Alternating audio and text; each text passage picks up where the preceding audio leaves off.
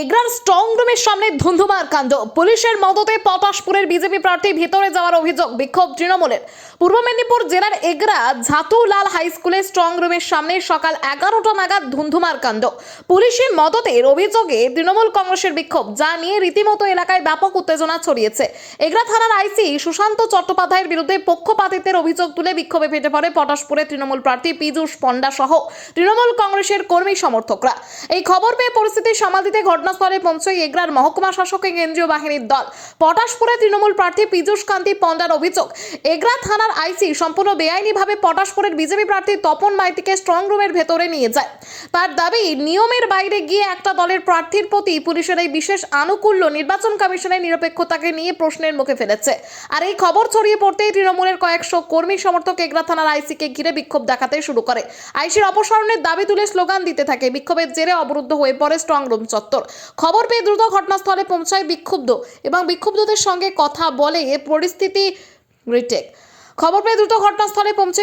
সঙ্গে কথা বলে পরিস্থিতি শান্ত করার চেষ্টা করেন এগ্রা মহকুমা শাসক মঞ্জিত যাদব। তবে উত্তেজনা পরিস্থিতি না কমায় নিয়ন্ত্রণ আনতে মাঠে নেমে লাঠি উঁচিয়ে তাড়া করে বিক্ষোভকারীদের ছত্রভঙ্গ করে দেয় কেন্দ্রীয় বাহিনীর জওয়ানরা। এই পরিস্থিতির পর বর্তমানে ওই এলাকায় বিশাল পুলিশ বাহিনী ও কেন্দ্রীয় বাহিনী মোতায়েন করা হয়েছে। এই দালাল আইসি আর ওর পারমিশন বিনা বিজেপির ক্যান্ডিডেটকে নিয়ে স্ট্রং রুমে নিয়ে যাওয়ার চেষ্টা করছিল। একদম বিজেপির দালাল। আমরা এখানে গণঅবস্থান করব এই আইসি যতক্ষণ না বদলি হয়। এর চোর চিটিংবাজির মতো কথাবার্তা বলছে। এর না আছে নিজের সম্মান, না কাউকে সম্মান দেয়। সরকারি উর্দি পড়ে বিজেপির দালালি করছে এগ্রা আইসি। এর সাসপেন্ড চাই, এই চাই। এই আইসি, এই দালাল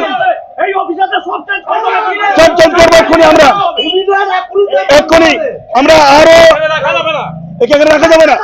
আমরা আরো এসডিপিও অবজারভার সবকে বলেছি, এক্ষুনি আসছে। ভেবেছে বিজেপির দালালি করে দালাল। এই আইসি কে দেখে রাখুন, বিজেপির দালাল। এই আইসিকে দেখে রাখুন, বিজেপির দালাল। মানতে পারবো না, এখানে বসে পড়ো।